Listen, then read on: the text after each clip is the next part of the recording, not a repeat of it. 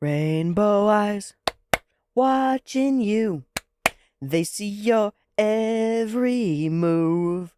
Rainbow eyes, rainbow eyes, rainbow eyes watching you. They see your every move. Rainbow eyes, rainbow eyes. Alrighty, welcome everyone. I'm Teeaboo, and that's been stuck in my head for a fucking week, so now it's stuck in yours. You're welcome. We're gonna find out what the deal is with Maid Osama. We saw her beautiful, glorious, wonderful, really fucking weird rainbow eyes, like full titanium shimmer rainbow shit, and crack to no one's real surprise, she's a girlfriend. What's the deal here? What's our story? What are we gonna do with this? And what's the fucking deal with her eyes? Why are they so cool and interesting and weird? I don't know. This story can do whatever the fuck it wants, as I said in the last episode, and I'm not gonna be too upset about it. But I do think that this is an opportunity to do all sorts of stuff. We could do complicated dynamics between Maid Osama and Hahari, her employer, who's also her mutual girlfriend with the boy. We can do this difficulty that we've already seen with her following her own emotions instead of just following whatever's been ordered of her. And in a way that kind of reminds me of Nano's efficiency situation, we've got to get practicality married to desire. Yeah? Once we do, though, Maid Osama is going to be an incredibly valuable member of our Rentaro family because she's, like, competent at stuff. You know, everybody else is good at their weird thing, but Maid Osama is competent at being a maid, which means living life for a rich person who doesn't know how to do it for themselves. So she's like, she knows things and is capable of stuff. It's also unclear how old she is. Not that it matters very much, given the way that our show goes, but it's unclear how old she is, like, because that determines whether she's a full adult and can, like, take us places and do things. All of that is kind of an aside. We've got another girlfriend. She's lovely. She's weird. And we got to find out a bunch more about her. And we're going to do so in Season 2, Episode 4 of The 100 Girlfriends Who Really, Really, Really, Really Love You. Super Soaked Maid Party. There are a number of ways that could be interpreted. The maid gets soaked. There are super soakers and a maid. And sexual things. I don't think it's the sexual things, but I'm really excited to see whatever the fuck a super soaked maid party is. Especially if we get to have it at motherfucking Hahari's house. Our squad continues to grow. Our girlfriends continue to be weird and interesting. We continue to integrate new girlfriends into the party. And we're going to figure out how this next one does. And then maybe we'll do a little bit of setup for the next one. And we'll keep the cycle going. It'll be probably, like, every 2 episodes, a new girlfriend, and then a figuring out how that girlfriend works, and then, like, a half an episode of just, like, a funny sketch, and then a half an episode of introducing a girlfriend, and then an episode of, like, the girlfriend becomes part of the squad, and then we rinse and repeat. And I think we can do that 100 times. I see no reason why we couldn't do that 100 times. I do suspect that this show, because of how, like, self-aware it is, will jump over itself and fuck around and destroy its own formula at some point just for fun.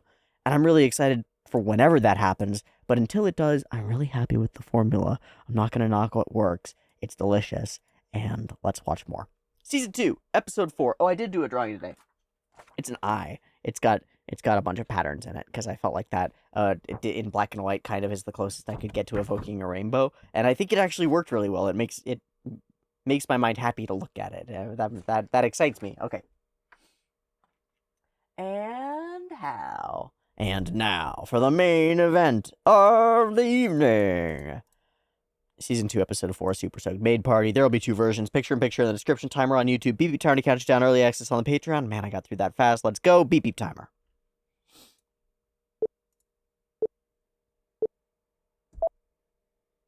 Bing bong.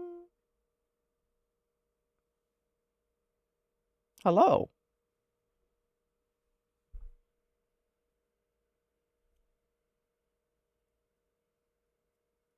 The eyelashiest eyelashes. There's definitely an appeal to Maid Osama. In kind of a, like, Yamato Nadeshiko hits all the feminine grace type things. which is subservience, right? Like let's not mincemeat here. It's fucking subservience. As it should be.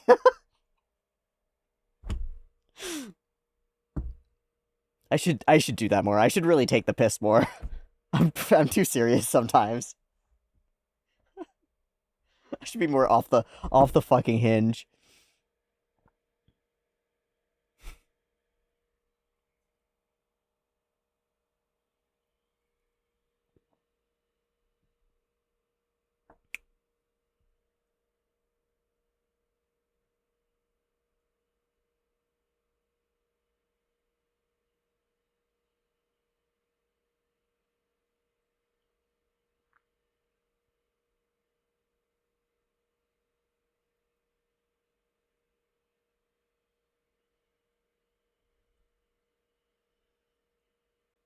Oh no, there's a fly.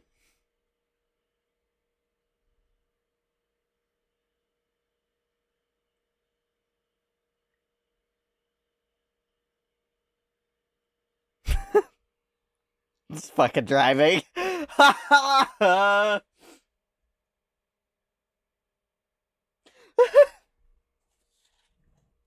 Oh.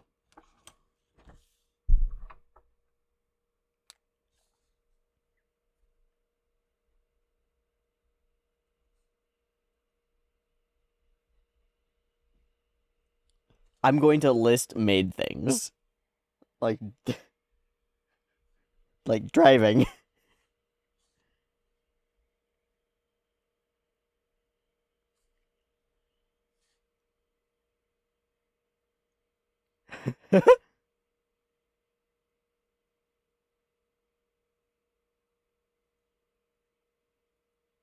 Hmm. Anything else?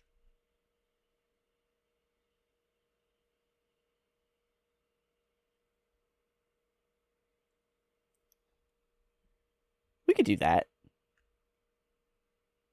It's very funny. But this is exactly the wall. It's like no personal interests or exploration. But she probably hasn't had the experiences, which is probably his route to giving her that, right? It's like, how do we do something for you that's just for you? And so, of course, our boy, the most romancy boy, is going to take her to all the romance things in Japan. Fuck yeah. Which she can't see. Which she can't fucking see.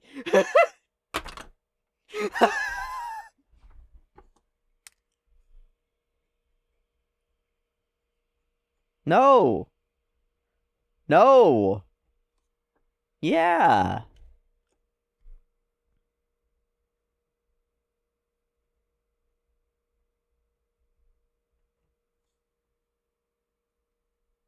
This might cause like an endless death loop.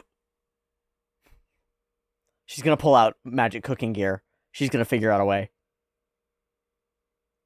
She's gonna steal it from a food truck. Something is gonna go very badly.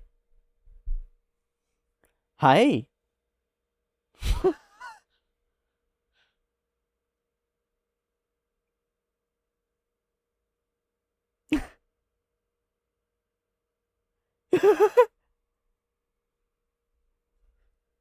She had it with her already, right?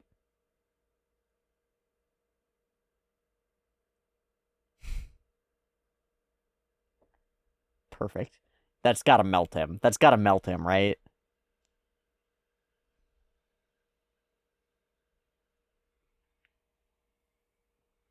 Yeah.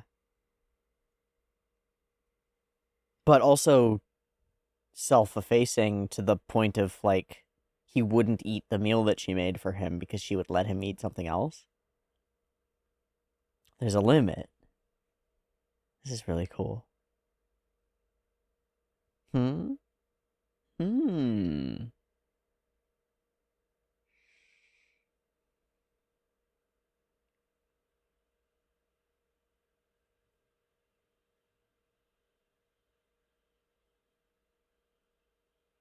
But we still haven't done what you set out here to do.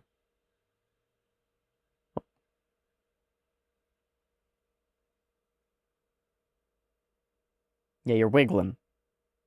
Why are you wiggling?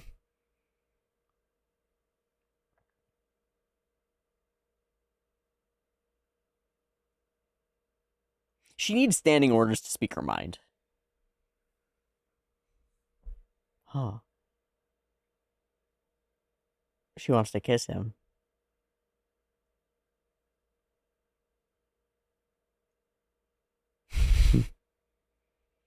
Mm-hmm. Mm-hmm. Mm-hmm. Gold.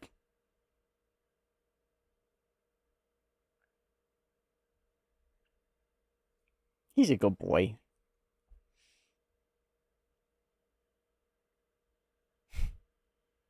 Go on there.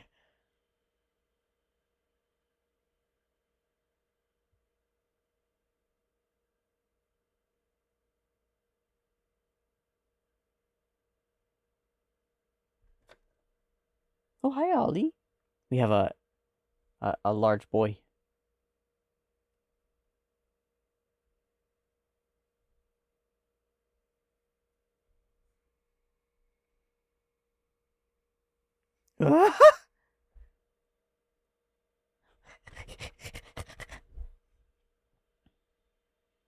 However,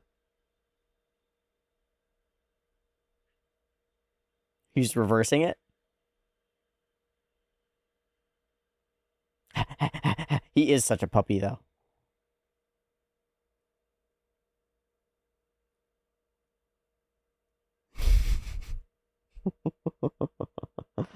This is so silly.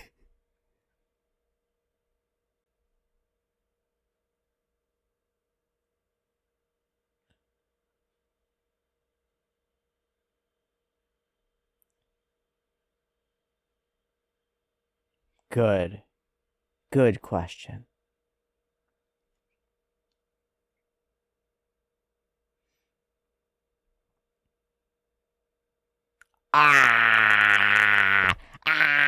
We made it. You see that, Ollie? You see that, Ollie? The cat gets it. The cat knows. Hey, Ollie Bear. Hey, Diego Olivera. No, I'm not gonna yoink you.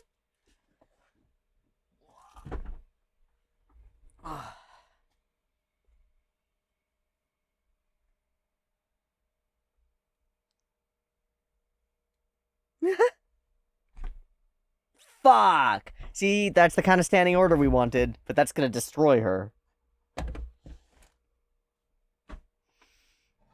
Maybe it won't. Maybe it'll work.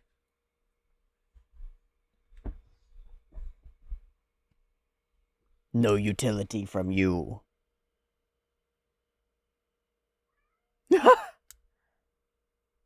This is just gonna take away everything that she cares about. That's just her being herself.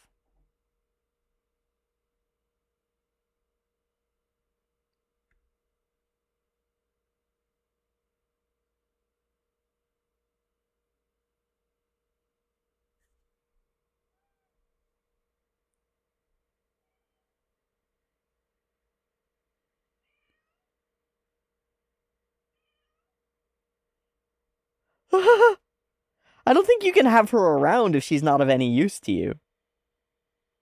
Cheetah! Cheetah, cheetah! Perfect. Oh, there's another one! Oh, fuck! Who the fuck are you? Hello, I'm stuck at the fucking...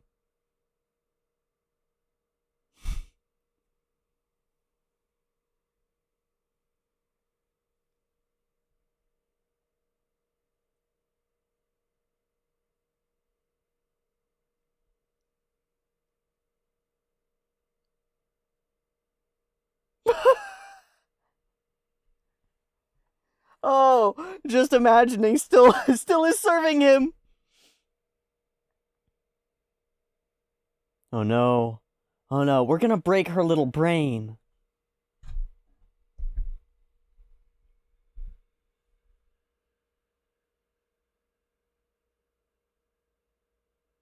Is this what he's trying to prove to her, that she's worth something? No becoming a hero. Yeah, no.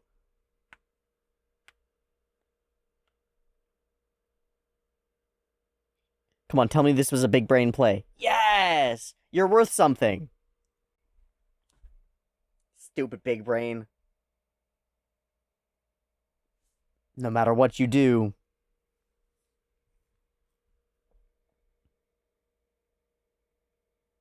Whoa.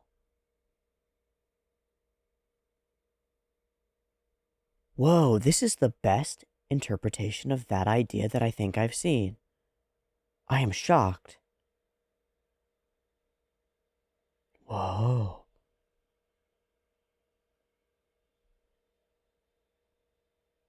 So she gave her purpose.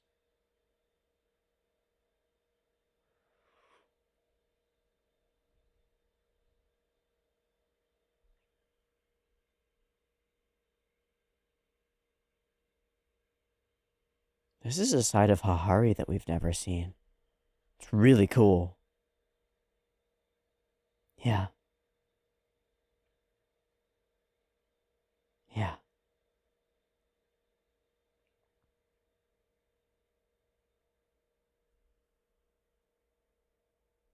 Oremo, oremo.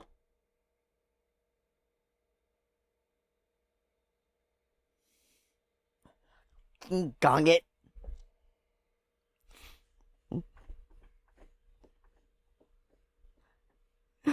That's not what I said. As you wish. Huh.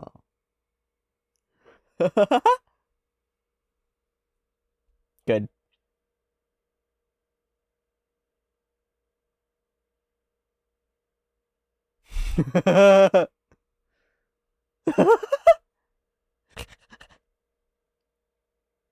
She's such a monster. We'll all wear them.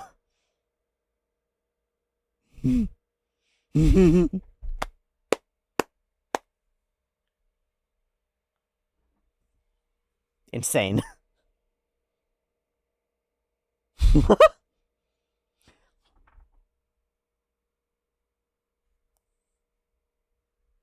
we K-oned. Makes me so happy.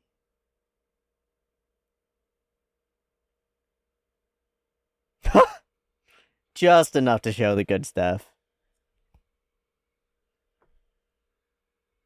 Why does Hahari get the sluttiest outfit?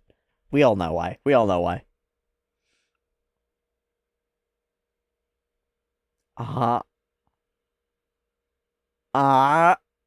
Brilliant. And a little bit perverted. Wonderful.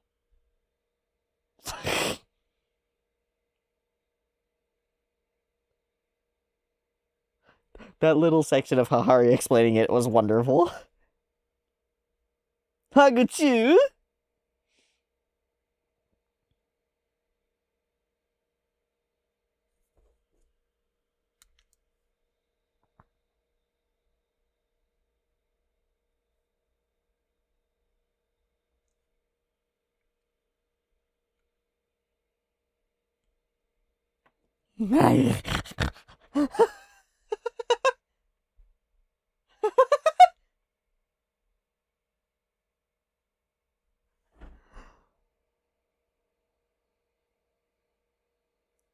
Matrix Maid.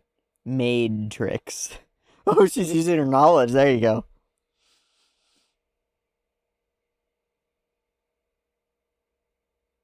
Yeah, the maid tricks. Oh no!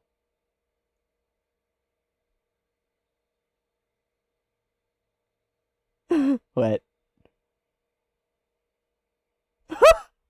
Oh no, it's because she's flat. Oh no!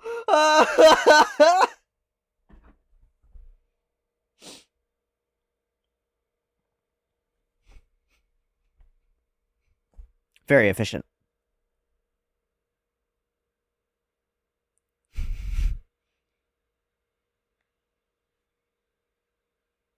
さあ、ビスカット。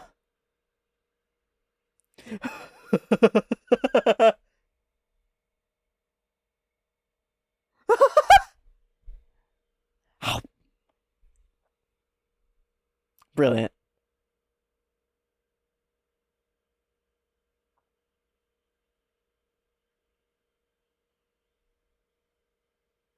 Protector. Highly efficient. Calculated.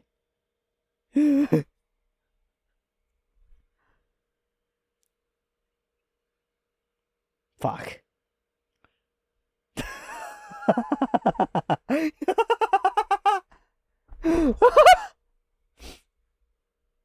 Yeah, go after somebody else. Ooh.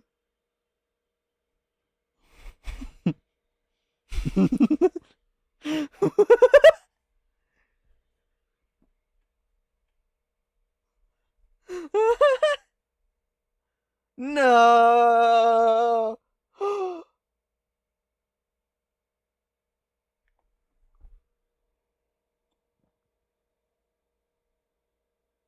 Wait.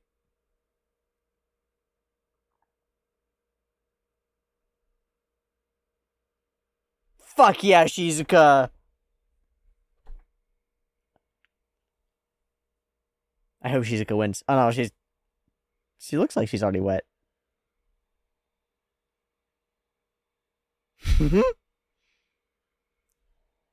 Did she shoot herself? Double-edged sword.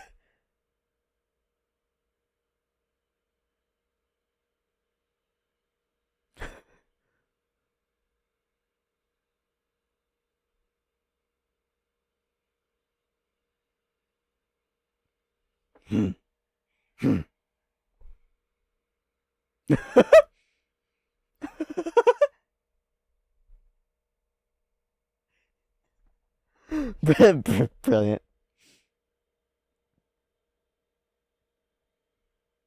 How are you gonna take out Mado?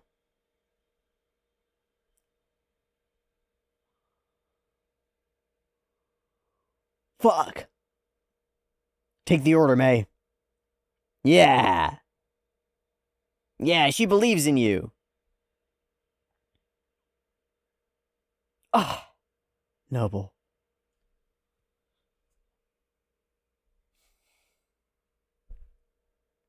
You're gonna get it now, Hakari. The birds fly away. Winner!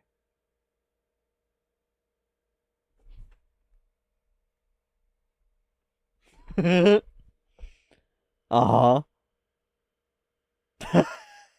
Come on, we all did that. We all did that.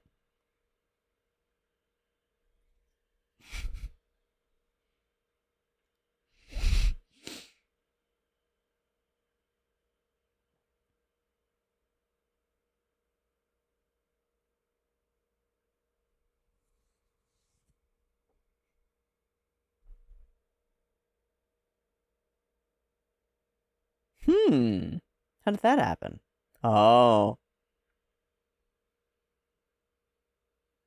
Then everybody gets huggy kisses.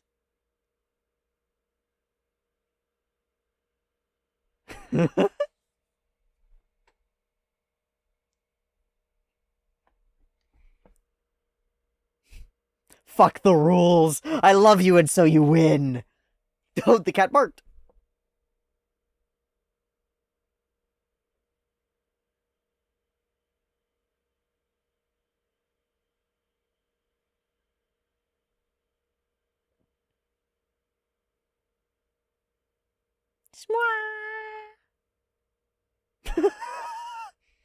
Haguchu. The plan the whole time.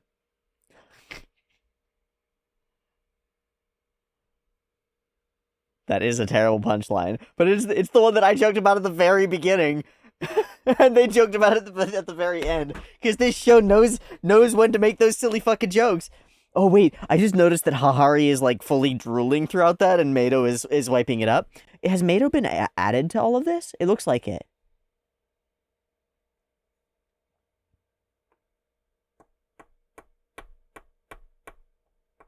Yeah, there she is.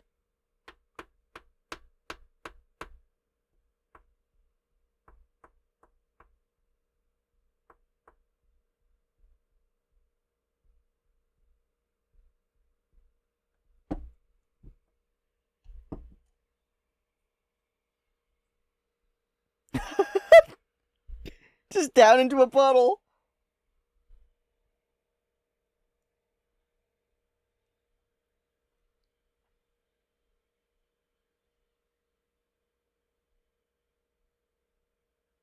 I wonder if she'll be drawn into here. No. And the third one? Nope.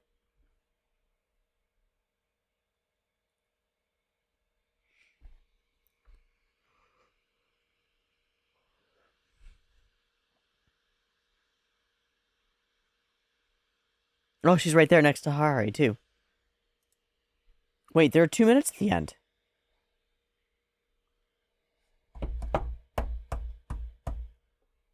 Why are there 2 minutes at the end?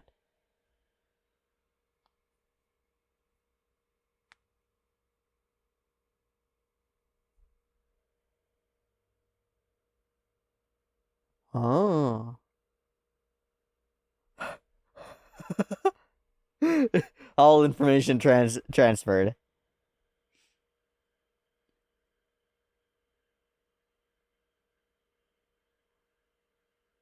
Yeah.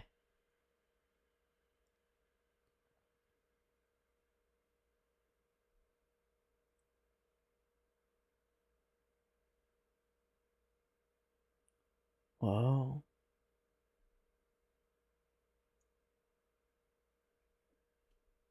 So it is that kind of a life-saving dedication. Yeah. Every fucking question I had. How does he tie in? Oh.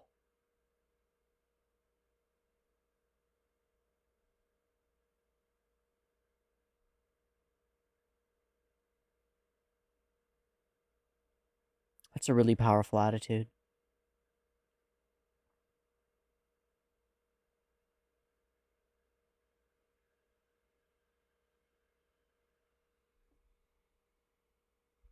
No.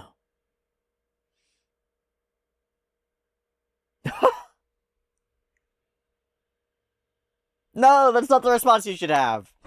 But that's fine.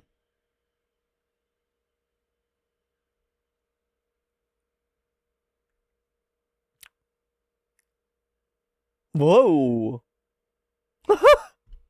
We're just using up a little runtime the best way we know how.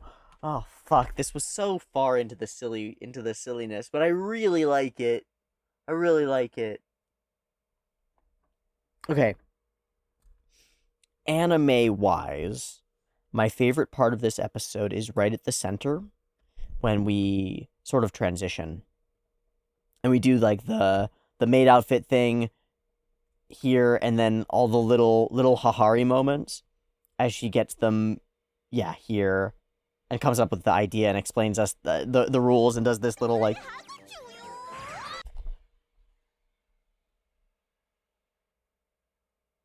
This stuff, I don't know what to call it, but this stuff, this glue that's joke after joke, our characters being as silly as possible, just bouncing around using silly animation techniques to make things bright and colorful and fun and move quickly, and I love it. I love it. This is anime to me. And like throwing references out to K-On! And references out to all sorts of things, and doing dumb, silly things like, okay, we'll take a classic Maids, and we'll do another classic Wet characters, and we'll do another classic screenshot like fan service moments, and then we'll blend it all together in a way that feels coherent and knows what it's doing and is silly and is taking its own piss and like knows that it's being over the top and is doing it intentionally as a joke. I just love the vibe that presents. And then on either end of this genuine hilarity is really solid storytelling. Because this second half is where we get the piecemeal of how Mado's life and internal world really works, why she is focused on Hahari the way that she is, and it's all wrapped up in the most goofy, hilarious with like Easter and schemes and plots, and then in the first half, we're discovering where the core of her people pleasing is, and the best antidote that I've ever seen in fiction to it.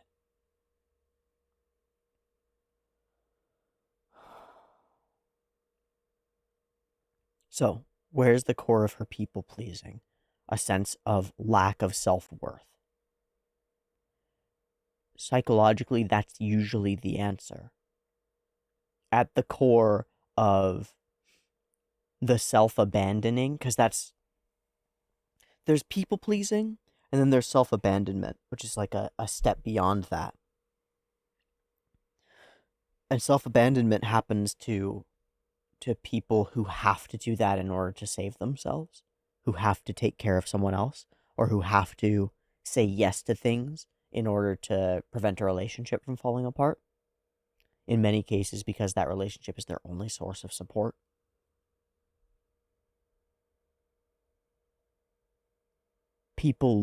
I learned, this is something that's very close to me.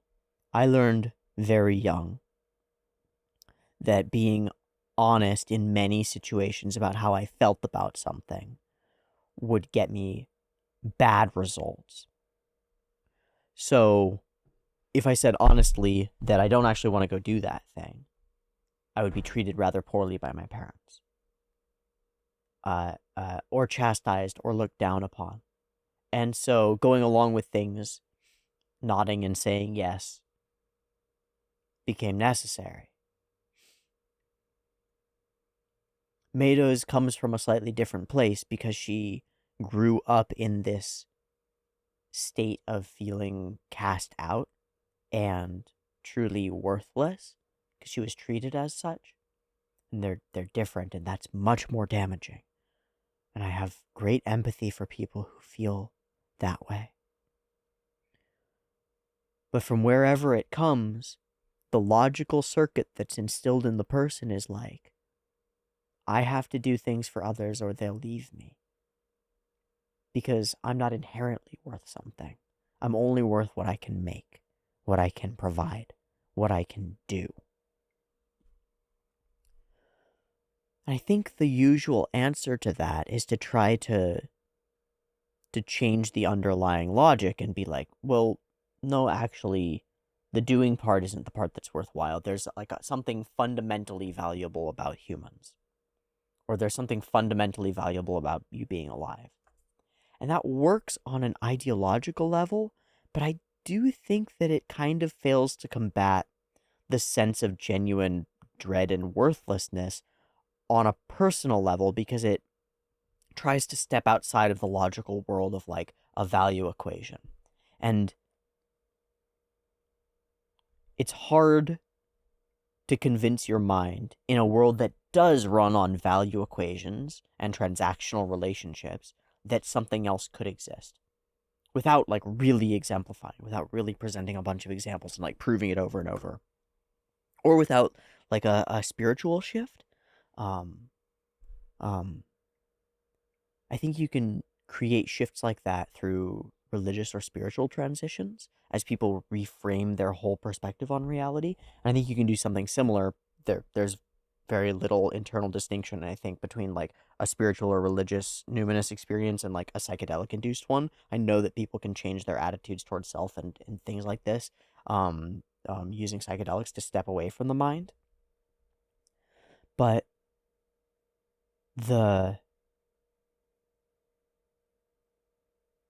that kind of a full paradigm shift of like transactional relationships gone,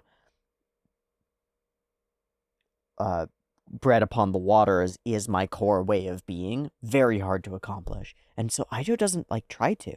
He doesn't try to. He buys in to the, at least for his argument, he buys into the transaction thing, the value granting thing, and just expands it to say, whatever you do, you'll be presenting value to me because I value your existence. And that's much more personal and much more tangible, I think, than the kind of religious themed idea of there's individual human sovereignty, divinity, dignity, etc. Because that's an idea that doesn't have great roots. The roots of that sort of big idea, like all humans are of value, those are sort of presupposed.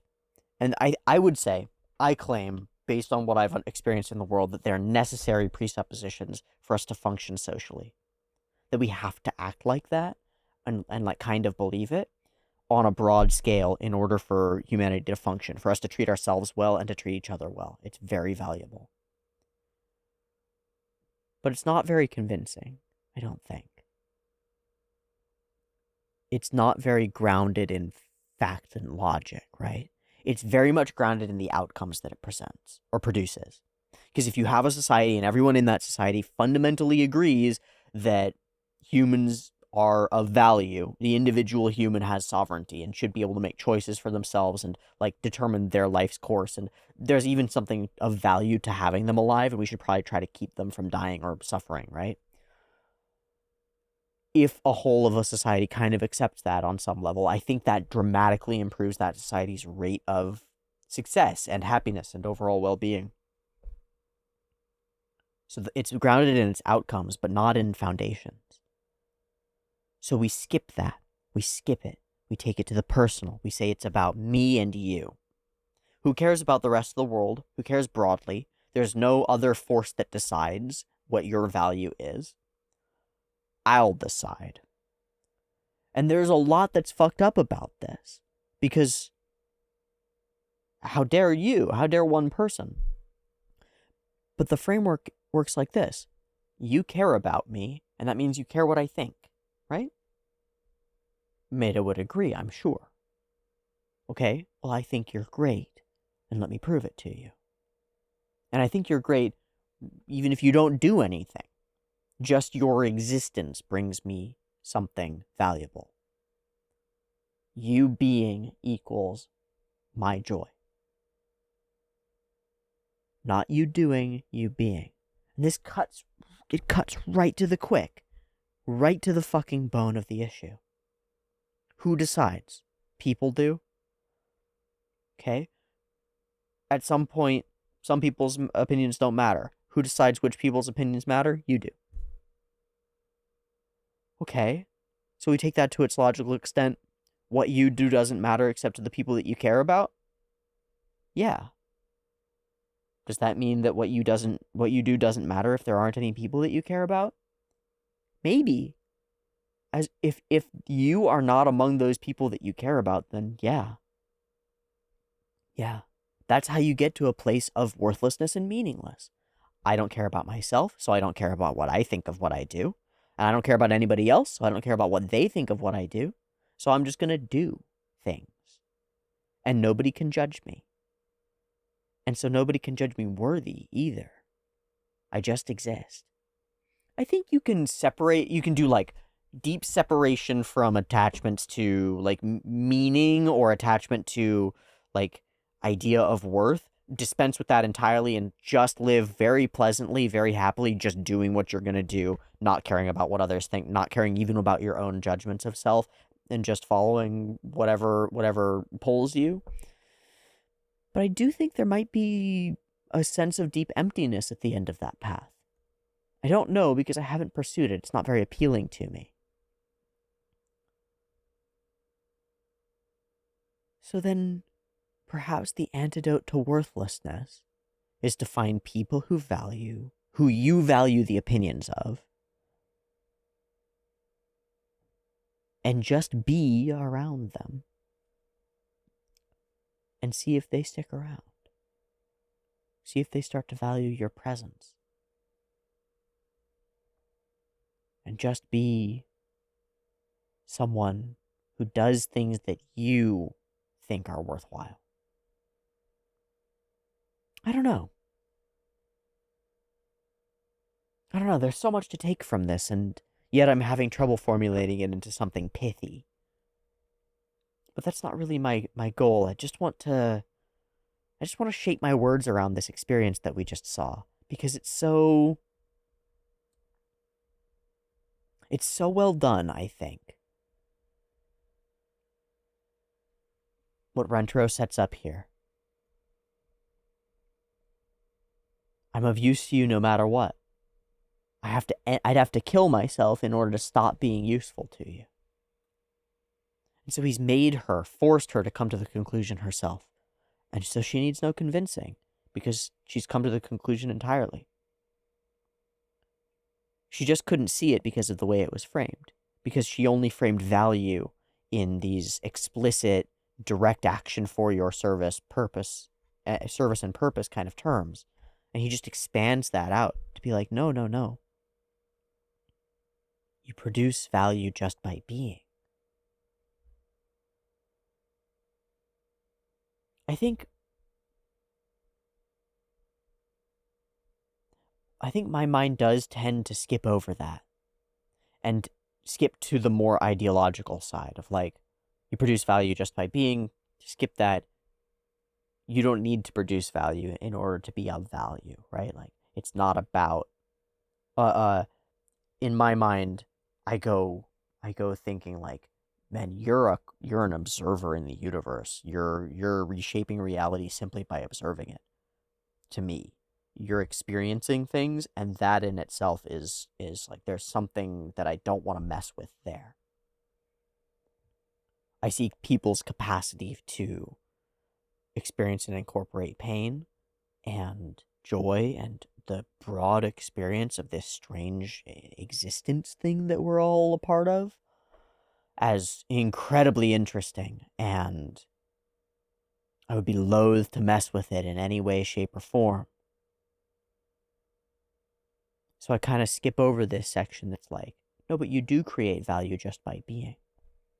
I think it helps, though. I think it helps to answer it on every level. When it comes to these sort of big existential life-shaping questions, it's like, what am I worth? What is purpose on Earth? Why be? Is being good? You know, I say being is good, and I say it emphatically, and I say it as like a proposition that we have to live up to. Not a statement about the nature of the way things feel, but about the way things must be. And about a thing that must be believed. Sort of like end justified again, right? The results of living a life where you act that way are better than otherwise. But it's helpful to answer it at every level. To be like, emphatically, people have value, period. And also, you produce value for the people around you, even when you're not actively doing things to serve them, even if they don't recognize it. And then also, you produce value for yourself by doing things for other people. That's the missing piece. Fuck. We get it at the end from Hahari. And it's a perfect bow on one of my favorite phrases or ideas: the giver should be grateful. It's a phrase that's like muddled in my brain forever. I've been wondering about it and thinking on it forever, because it's like as true as can be in my life. Every time I find a way to give something to people or to someone, it like enriches my experience of reality dramatically. And I don't know how to get there without those untied threads that are in that realm of spiritual or religious. Idealistic, right? But we get a piece of it right here. We can trade our life for money, but we can never buy a life with money. Being able to save you that night gives me immense pride to this day. Because it answers for her a deep and driving question, like, what am I here for? What do I have all this power for? And she gets to answer that with Mado and be like, well, maybe to save somebody. That's something worth being proud of. I'm a person who can save somebody. So that's the top layer of it, is like, with the capability to serve others, if you can, that's a source of fulfillment and pride. Bottom level, you don't need to. You might not believe this, but humans have value simply by being and experiencing. And let's not worry too much about whether you're going to save the world or write the next great American novel, and let's just worry about being a good experiencer. Okay, and then the next layer is, just by being, you produce something of value, which is a living person on this planet.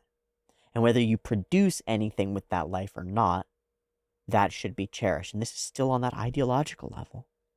And then we go up beyond that and we say, if you have the capacity to serve, save, and help others, that's something that might make you judge yourself worthy.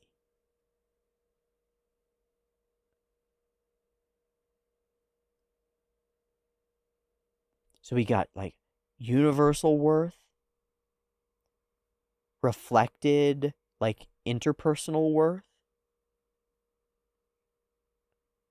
and then this like internal self-judge worth, where I see my own actions, I judge them as valid and valuable within my frame of reference and my perspective, and I support myself.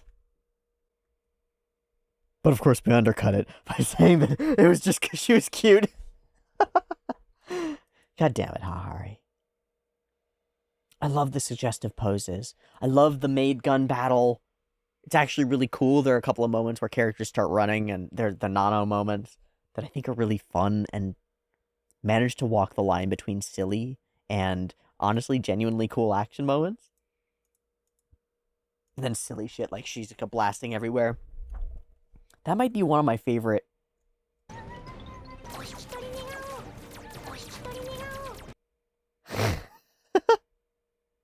Might be one of my favorite things in the whole series. Because Shizuka's a gem. God, they're all fucking gems. And now we have another gem, a shiny rainbow-eyed gem named Maid Osama, who gets to believe that she's worth something. She is. Maybe we can believe that too. At least when it comes to love, that's really what it's all about, isn't it? Is someone that you can be yourself around, and who will find you valuable just for that, regardless of what you do practically for them, will love you for existing. And then if you can find someone where back and forth, you do things for them because you love them and they appreciate it, and they do things for you because they love you and you appreciate it. If you must do anything for me, do it as my girlfriend, not my maid. In return, I'll do anything for you as my boyfriend. Your wish is my command. It's silly, but that's the core of it. We value each other for existing. And we don't need more beyond that, but we each choose to give more, in part because that's a source of pride and joy for each of us. This wraps up really pretty. I really like the way that the two sides of this episode interact and the way that our lessons really come together here. This is a hell of a good feeling from another episode of 100 Girlfriends. So with that, I think I'll say thank you very much for watching me watch this and experiencing it with me, and for sticking with me as I piece together what I wanted to say here in the end. I think there's a lot of value here. And so I'm very grateful to the artists and animators and creators and author who put this together and made this little piece of a story. Thank you for doing this service for others. And thank you for existing. And for those of you watching, thank you for being. And maybe one day, if you don't feel it right now, you'll find a way to help others that makes you feel proud, too. And if not, then I hope you can believe, at least somewhere in your heart, that there's something worthwhile about being. Until next time, I've been Teeaboo. This has been 100 Girlfriends. Much love. Peace.